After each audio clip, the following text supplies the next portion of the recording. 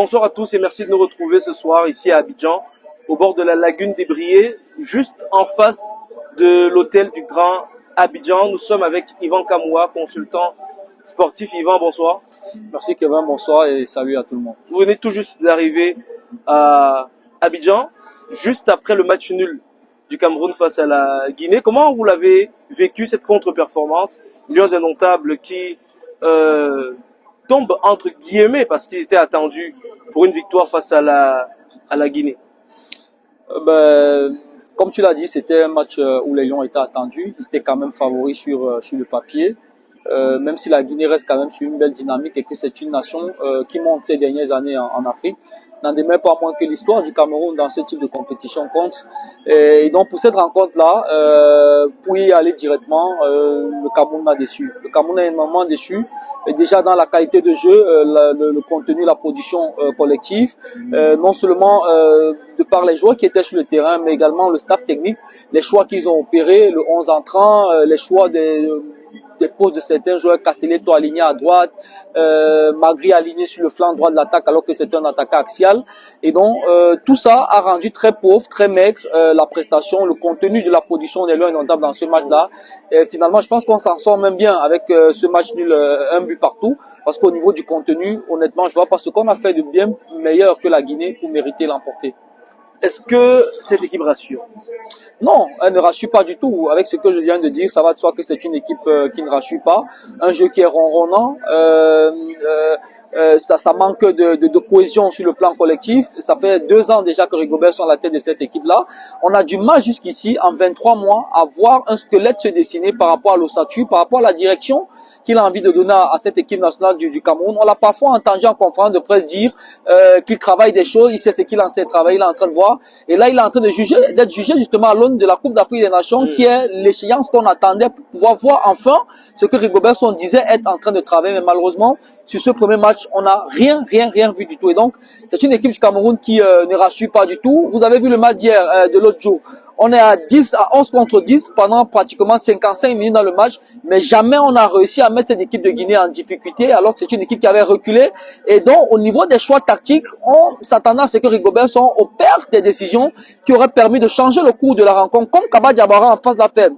Après avoir été diminué à 10 contre 11, il a opéré des changements tactiques qui ont permis justement à son équipe de continuer à rester compacte, à rester solide et à résister. Et leur plan a marché. En revanche, en face, on n'a rien vu côté Cameroun, que ce soit de la part du banc technique et même un sursaut de révolte de la part des joueurs que je considère comme étant des joueurs comme les Zambo Anguissa, les Fabrice Ondoa, les Toko et Kambim. Malheureusement, même sur le terrain, eux qui sont censés être les cadors, censés imprimer une dynamique, un tocsin de la révolte qui va tirer les autres. On n'a rien vu. Et donc, ces éléments-là conjugués, ma foi, montrent que le Cameroun, pour moi en tout cas, ne rassure pas du tout. On dirait que c'est peut-être un débat déplacé ou qui n'a plus raison d'être. Mais est-ce que vous avez le sentiment que les joueurs qui sont présents à cette CAN sont les meilleurs que Rigobert aurait pu convoquer?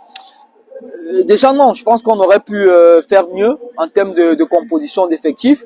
Et même par rapport à ceux qu'il a convoqués, je le relevais tout à l'heure, il ne tire pas forcément le meilleur des 27 qu'il a amené du côté de la Côte d'Ivoire.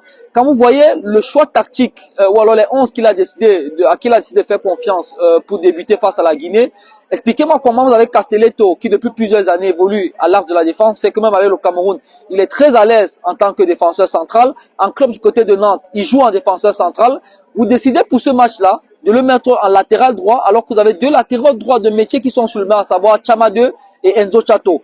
Ça veut dire que vous faites le choix d'emblée de diminuer qualitativement votre équipe parce que vous alignez un joueur à un poste. Même si on m'a dit que Castelletto par le passé a joué en latéral droit, mais ces dernières années, il ne joue plus à ce poste-là. Et donc, en tant que tel, il a perdu des repères, alors qu'à côté, tu as des joueurs qui en club évoluent à ce poste-là et qui ont beaucoup plus de repères et qui pourraient apporter beaucoup mieux en termes de production collective dans leur apport individuel au jeu du Cameroun. En attaque, tu prends un Franck Magri, qui est un attaquant qui n'a pas un profil qui est diversifié. C'est un attaquant purement axial. À Toulouse, il évolue à l'axe. Tu choisis de le mettre sur le côté et tu choisis de prendre Toko Ekambi qui lui a des repères en tant que attaquant de côté, tu le mets dans l'axe alors que tu sais que c'est pas forcément son poste préférentiel, même si on peut estimer qu'il a parfois joué dans cette configuration. Et donc, quand tu t'arrêtes ne serait-ce qu'à ce niveau-là, ça va de choix que Rigobert j'ai envie de dire qu'il se tire une balle dans le pied tout seul parce que même des 27 qu'il a alignés, il ne les met pas forcément, il n'utilise pas forcément dans des configurations qui lui permettraient de tirer le meilleur de ces joueurs-là.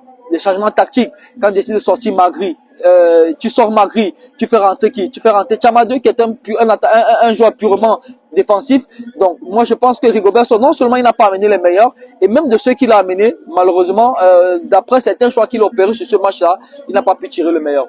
Pour sortir de ce match, beaucoup considèrent que finalement le Cameroun a été sauvé grâce à ce carton rouge. C'est un avis que vous partagez? Oui, mais c'est un avis qui est mitigé parce que j'estime que l'infériorité numérique de la Guinée nous permet derrière de revenir au score dès l'entame de la seconde période. Mais après, il y a eu quoi? Après, il y a rien eu. On n'a pas senti, non seulement dans les... Je dis sauvé, disons, entre guillemets, sauvé par rapport au match nul. Oui, peut-être. L'addition aurait pu être plus salée si le Cameroun n'avait pas... On peut le voir si la ainsi. Guinée n'avait pas concédé ce On peut le voir ainsi. Et quand on regarde la production du jeu du Cameroun, on n'a pas tort de penser. Ceux qui pensent ainsi n'ont pas tort de le penser. Parce qu'à 11 contre 11, le Cameroun ne montrait pas grand-chose. Donc on peut estimer que cette défaillance de la Guinée sur le plan numérique a peut-être favorisé le Cameroun et a été un avantage certainement pour revenir au score. Et donc vu sur cet angle-là, oui, ça a aidé le Cameroun. Mais je pense que à 11 contre 10 quand même, quand on est le Cameroun et quand on joue la Guinée, on pouvait faire mieux. Dans 48 heures à peu près, le Cameroun joue quasiment son destin dans cette compétition face au Sénégal, tenant du titre, qui a d'ailleurs remporté sa CAN lors de la dernière édition au Cameroun. Quelles sont les chances de l'équipe à Rigobert Song? Ça va être tellement difficile parce qu'on joue vous avez vu les pronostics des bookmakers, ils placent le Sénégal au top ranking au niveau des favoris pour le titre final dans cette compétition. C'est vrai, ça reste le Cameroun. Notre dernière opposition face au Sénégal, ça a été une défaite en match amical en France en novembre dernier. Quand on regarde la prestation du premier match, le Sénégal jusqu'ici, c'est l'équipe qui a eu la performance la plus aboutie, 3-0. En revanche, on a eu une équipe du Cameroun qui a été ronronnant et qui a souffert pour arracher le match face à la Guinée. La conjugaison de tous ces éléments-là est mise sur la balance par rapport aux forces et aux faiblesses des deux équipes, font que le Sénégal, dans ce match-là, n'a pas favori.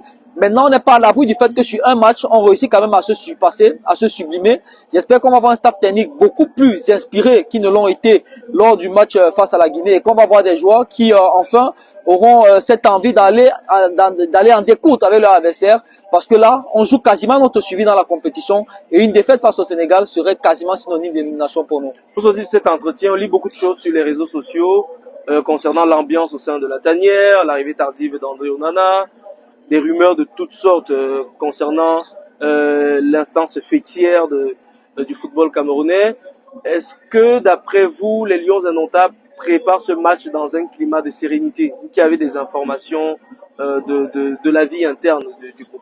Vous faites bien de le souligner, on va pas se mentir, l'ambiance au sein des Lions n'est pas du tout bonne. Après le match contre la Guinée, il y a eu d'énormes échauffourées. J'ai d'ailleurs appris d'une source ce matin que le ministre des Sports, Moël Kombi, avait prévu organiser une réunion de crise ce soir même, c'est-à-dire ce mercredi à l'hôtel des Lions. Et même en termes de symbole, quand vous voyez le nombre de communications que la fédération a faites depuis le match face à la Guinée jusqu'à aujourd'hui, le nombre de sorties qu'ils ont faites pour faire des démentis, et des membres pro de la fédération qui font des sorties vidéo pour démentir ci ou ça, généralement, ça témoigne de ce que il y a quelque chose, il y a une bombe en interne qu'on a envie de désamorcer. Et cette communication-là, cette façon de faire-là, rejoint les informations que j'ai. J'espère que d'ici à ce match-là, on va pouvoir planir un certain nombre de choses pour pouvoir entamer ce match-là dans un climat de sérénité relatif, parce que ça sera difficile d'estomper tous les éléments qui perturbent la sérénité dans ce groupe-là. Et donc, pour revenir à ta question, oui, il y a un certain effritement au niveau sérénité, au niveau ambiance côté loin indomptable. On va essayer de voir ce que ça va donner pour le match de vendredi prochain face au Sénégal. Merci pour la disponibilité, Yvan. C'est un plaisir, je serai toujours disponible à chaque fois que vous ferez appel à moi. Très vite. Quant à vous, on se donne rendez-vous sur nos différentes plateformes et nos médias partenaires. D'ici à là, portez-vous bien les amis.